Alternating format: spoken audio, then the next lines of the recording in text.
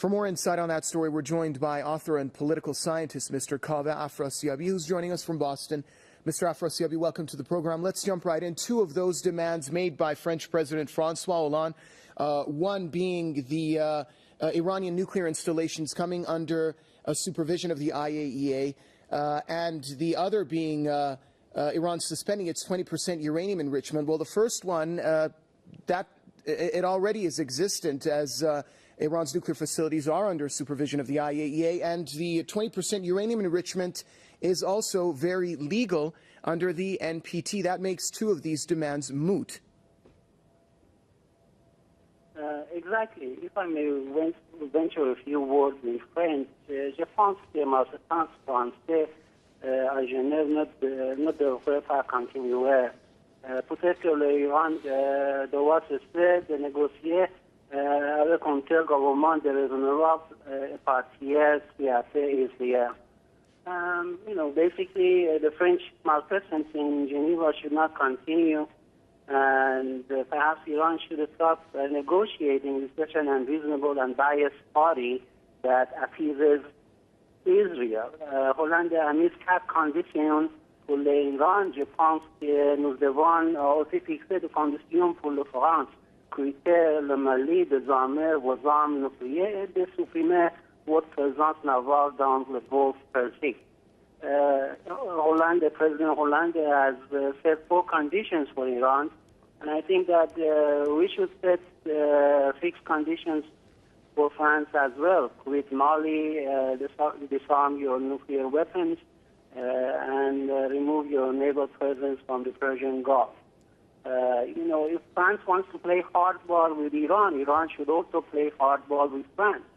And, France has sabotaged the deal in the previous round, and by all indications, by what we have seen from President Hollande's red carpet in Israel, and all the accolades showered upon him by the Israeli Prime Minister, France intends to, repeat its enfant terrible of the 5+1 next Wednesday, when the parties meet again in Geneva, and that should not be allowed to continue. And I think that an apt Iranian response is to threaten to stop negotiating when a party has crossed the line of reasonableness and simply comes into the negotiation table with the sole intention of appeasing, a third party, namely Israel. Mr. Afrasiabi, what is your perception about Israel having a say in these negotiations? Following the previous round of talks in Geneva, Laurent Fabius came out and said that all Israeli concerns must be met. And now the French President, Francois Hollande, has traveled to meet with Israelis prior to the next round of talks in Geneva. They should just go ahead and call the group the P5+1 plus Israel.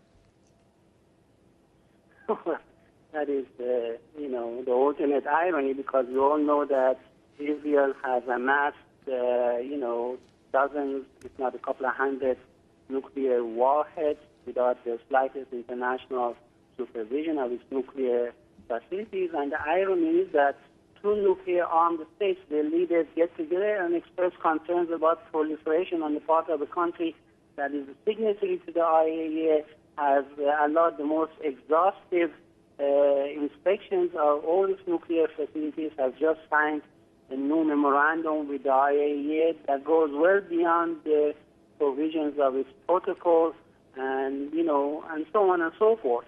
And if I were President Hollande, I would make my next trip to Tehran to address Iran's concern. Why should he simply focus on the concern of one state and completely ignore and pay no attention whatsoever to the legitimate concerns of another party, namely Iran?